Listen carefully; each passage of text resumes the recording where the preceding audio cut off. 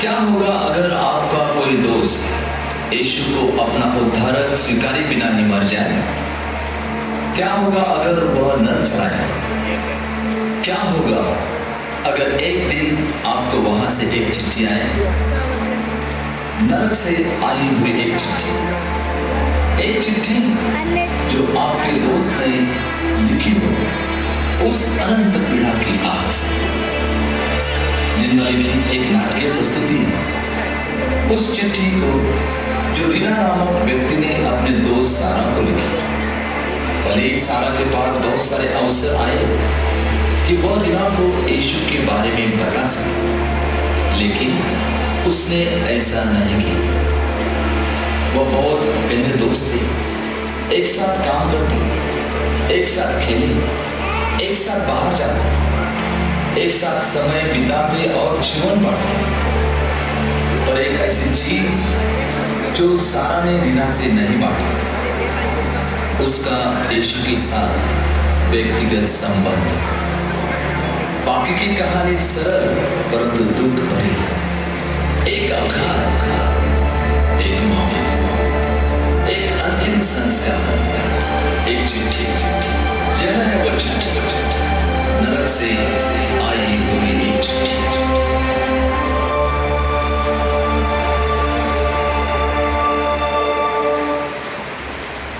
अरे तूने वो सीडी लाया कि नहीं?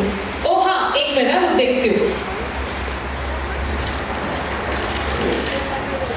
ये क्या पैम्फलेट है? कुछ नहीं रे, वो मेरे यीशु के बारे में। कल ग्राउंड में गॉस्पेल मीटिंग है ना। किस बारे में मीटिंग है? छोड़ ना यार रीना, लेट हो रहा है यार, प्लीज यार चल। ओके। रीना तो प्लीज थोड़ा आराम से चला यार। रिलैक्स सारा। आराम से चला रीना। आगे देख रीना, रीना आगे देख रीना, रीना।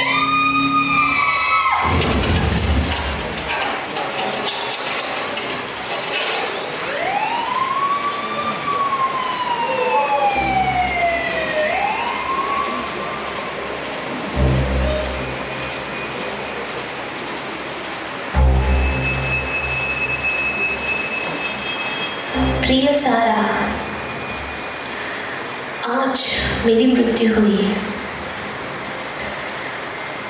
जैसे मैंने सोचा था ये उससे काफी अलग है।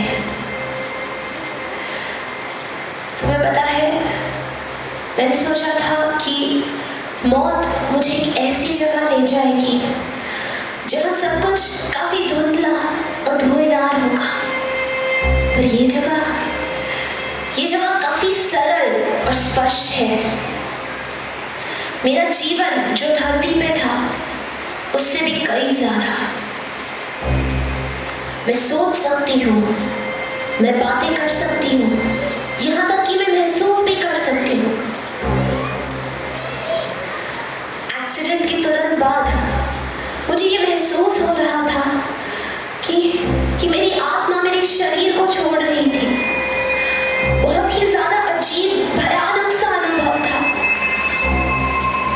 एक पल के लिए मुझे ऐसे लगा जैसे तो मुझे चीख कर पुकार रही है, पर शायद मैं सिर्फ चीजों की कल्पना कर रही थी। पहले तो मैंने अपने आप को एक लंबी सी लाइन में खड़ा पाया, शायद कोई चीज दर्ज करवाने। फिर उन्होंने मेरा नाम पूछा, ढूंढने लगे। उस किताब को वो लोग जीवन की किताब कह रहे थे। फिर शायद उन्हें मेरा नाम उसमें नहीं मिला, क्योंकि एक बड़ा सा दिव्य दूत मेरे बगल में खड़ा होकर मुझे वहां से बाहर घसीटने लगा। मैं बहुत ज्यादा डर गई थी। मुझे कुछ समझ नहीं आ रहा था कि ये सब क्या हो रहा है। मैंने उस दिव्य दूत से पूछा भी कि मुझे कहाँ ले जा रहे हो।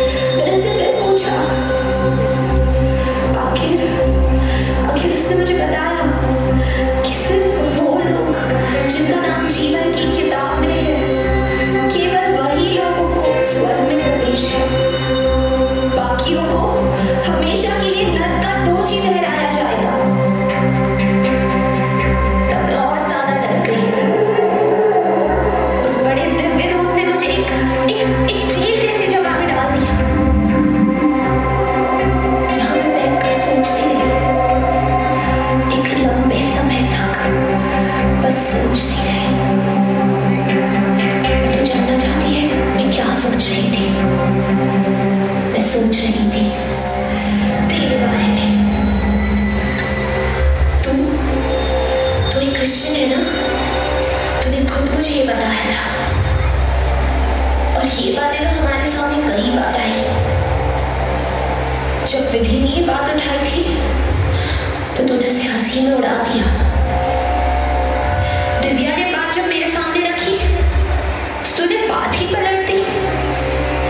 हमारे एक्सीडेंट के ठीक पहले तक ये बात सामने है, पर एक बात मेरे दिमाग से निकल ही नहीं रही।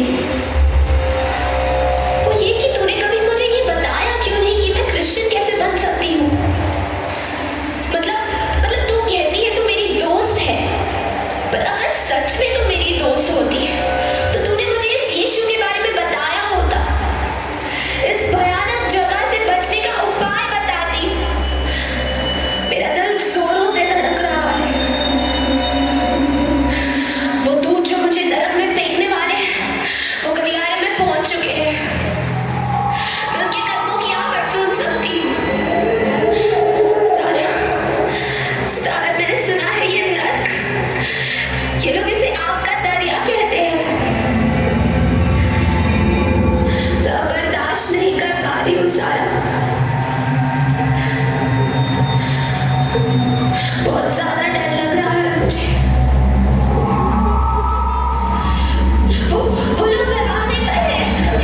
वो लोग नहीं, वो लोग अंदर आ रहे हैं। वो मेरी तरफ इशारा कर रहे हैं। उन्होंने मुझे पकड़ लिया है, मुझे घसीट रहे हैं बाहर। मुझे अभी से उस आग की गंध आ रही है। मुझे उस चट्टान का किनारा नजर आ रहा है जहाँ नरक जलता है। बस कोई उम्मीद नहीं। हम नजदीक पहुंच रहे हैं, और पास। मेरा दिल कैसे फटा जा रहा है। उन्होंने मुझे उस आग की लपटों में पकड़ रखा है। मैं हमेशा के लिए अब यही हूँ। सब यही है। उन्होंने मुझे आश्रय नहीं दिया है।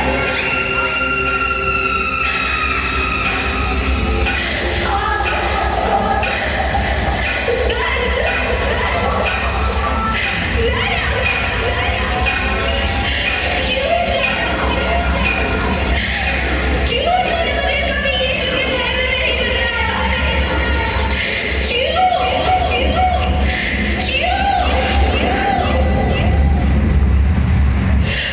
तुम्हारी दोस्त रीना। एक आखिरी बात, काश तुम यहाँ होती।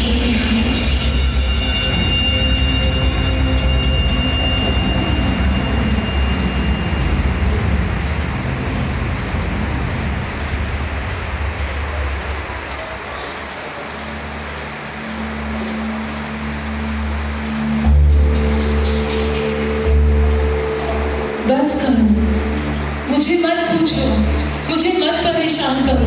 आत्माओं के उद्धार के लिए मेरे अपने काम है, कई चीजें हैं करने की, कई महत्वपूर्ण चीजें। ऑफिस के दोस्तों के लिए मुझे क्यों पूछ रहे हो? उनके अपने अनेक काम है, अनेक धर्म है। मेरे पास समय नहीं है कि मैं उनकी सोच बदलती बैठूं। वह अपना फैसला खुद कर सकते हैं, अपना अच्छा बुरा खुद समझते हैं। मुझे क्यों पूछ रहे हो? एक छोटी बच्ची के लिए जो सड़क पर खेल रही थी, बहुत छोटी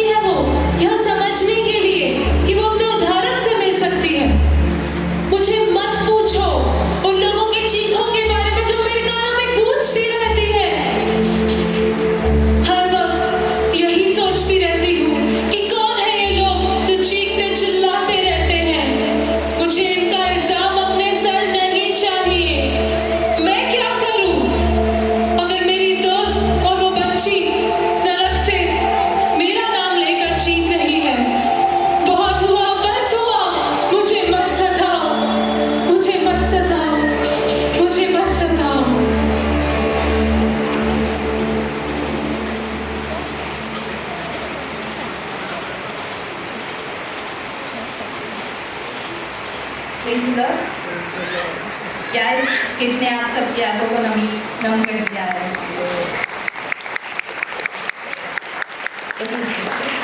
ये जो स्किट आज हमने यहाँ पे प्रस्तुत किया है, ये जो स्टेफी का जो किरदार जो उन्होंने प्ले किया है, ये आप में से आपके पति हो सकते हैं, आपकी पत्नी हो सकती है, आपके बच्चे हो सकते हैं, आपके दोस्त हो सकते हैं, आपके पड़ोसी हो सकते हैं, आपके ऑफिस के कोई लोग हो सकते हैं जिनको आपने परमेश्वर के बारे में नहीं बताया।